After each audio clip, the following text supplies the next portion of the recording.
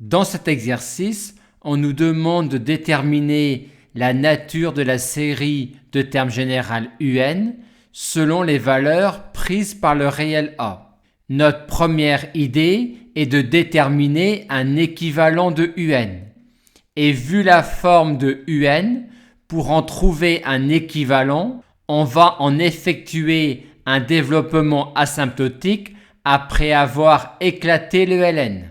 Pour déterminer des développements asymptotiques de ces deux quantités-là en plus infini, on procède comme classiquement et on en déduit alors ceci comme développement asymptotique de UN en plus infini.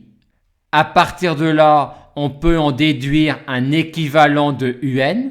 L'équivalent n'étant pas de signe constant, il ne faut surtout pas s'intéresser à la série de termes général, cette quantité-là.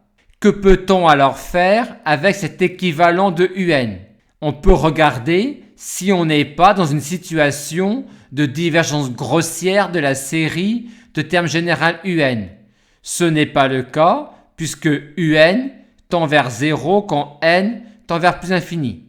L'équivalent n'étant pas de signe constant, on ne peut pas utiliser tel quel l'équivalent pour étudier la nature de la série de termes général UN.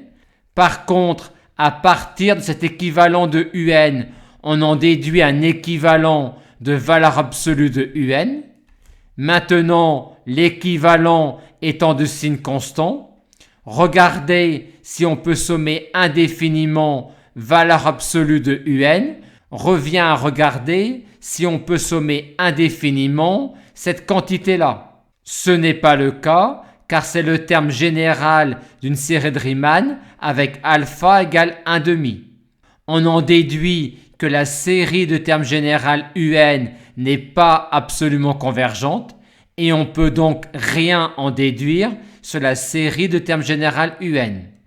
Par conséquent, la connaissance d'un simple équivalent de UN ne nous a pas permis de déterminer la nature de la série de termes général UN. Aussi va-t-on utiliser le développement asymptotique de UN dans sa totalité pour déterminer la nature de la série de termes général UN.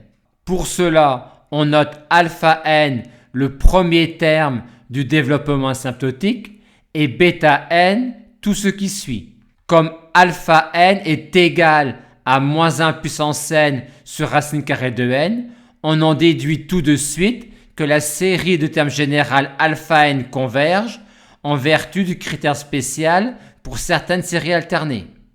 Grâce à cette écriture de bêta n, on a tout de suite un équivalent pour bêta n, à condition que A soit différent de moins 1. Et comme l'équivalent est de signe constant et est le terme général d'une série de Riemann qui diverge, on en déduit que la série de termes général bêta n diverge. On a donc UN égale alpha n moins bêta n avec la série de termes général alpha n qui converge et la série de termes général bêta n qui diverge si A est différent de moins 1. On en déduit donc que si A est différent de moins 1, la série de termes général UN diverge. Reste maintenant à étudier le cas où A égale moins 1. Pour A égale moins 1, on reprend le calcul que l'on avait fait précédemment, mais cette fois-ci, on va jusqu'à un degré de précision 1 sur n 3/2. On a alors ceci comme développement asymptotique de UN. Comme précédemment, on note alpha n, cette quantité-là, et bêta n, tout ce qui suit. Comme précédemment, la série de termes général alpha n converge en vertu du critère spécial pour certaines séries alternées. Et vu l'écriture de bêta n, on a tout de suite un équivalent pour bêta n.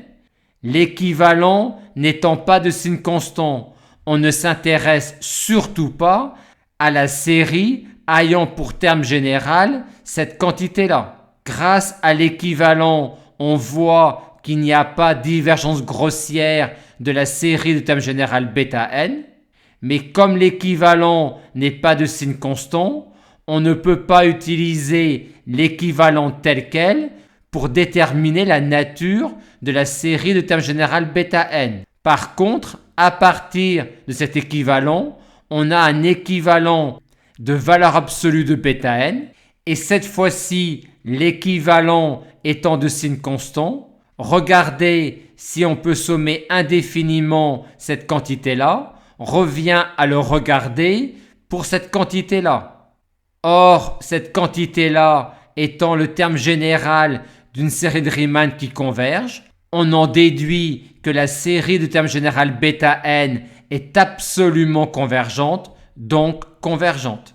Et finalement, comme un égale alpha n plus bêta n, avec la série de termes général alpha n qui converge et la série de termes général bêta n qui converge, on en conclut, quand a égale moins 1, que la série de termes général un converge.